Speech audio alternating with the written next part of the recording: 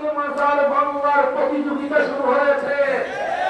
এই সময় আমাদেরকে জানতে হবে আমরা কি মাজারের পক্ষে থাকবো না বিপক্ষে থাকবো।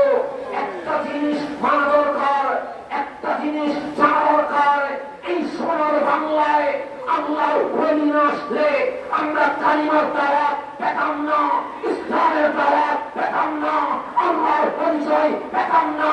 মাজার ওয়ালারাই আমাদেরকে মসজিদ ওয়ালা বানিয়ে দিয়ে দিয়েছে।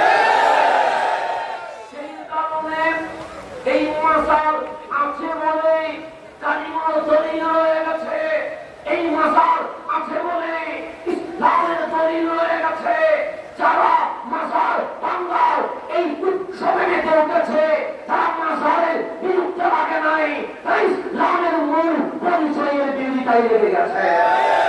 সেই কারণে আমার নবীজির মাধ্যমে, হাদিসে কুদসির মাধ্যমে, বুখারী শরীফে আল্লাহর হাবিবের মাধ্যমে আল্লাহ জানাচ্ছেন, মান আমাদা লি ওলিয়া, যে আমার ওলির বিরোধিতা করবে, যে আমার ওলির বিরুদ্ধে চলে যাবে। আল্লাহ বলে, বান্দারে তোমরা যদি তাদের বিরোধিতা না করো, তোমরা যদি তাদের বিরুদ্ধে কিছুই না বলো, সমস্যা নেই। ফাকাদ আনজানতুহু বিল হারব, আমি আল্লাহ নিজেই ওলি বিদ্বেষীদের বিরুদ্ধে আমি আল্লাহ যুদ্ধ ঘোষণা করে দিয়েছি। আল্লাহর বিরুদ্ধে কেউ যদি যুদ্ধ করে জিতবে কে? বান্দাই না আল্লাহ? আল্লাহ তো জিতবে। তা আল্লাহর ওলি কেমনে হয়? আল্লাহ বলে, ওয়ামা তাকাররাবা ইলাইয়া আবদি বিশাইইন আহাব্বা ইলাইয়া মিম্মা তারাকতু আলাইহি। আল্লাহ বলে, আমার বান্দা যেই সমস্ত ইবাদতের মাধ্যমে আমার নৈকট্য হাসিল করে থাকে তার মধ্যে সবচেয়ে সেরা ইবাদত হচ্ছে ফরজ আমল করা।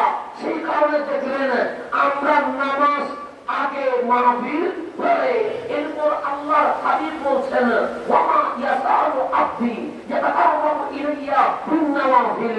আল্লাহ বলে, হাবিব যে ফরজ কাজ করলো, সে নৈকট্য অর্জন করলো, কিন্তু ফরজের সাথে যখন নফল লেগে যাবে, এই ফরজের সাথে যখন জিকির লেগে যাবে, এই ফরজের সাথে যখন দরুদ লেগে যাবে, এই ফরজের সাথে যখন ইয়া আল্লাহু ইয়া রাহমানু ইয়া রাহিম লেগে যাবে, এই ফরজের সাথে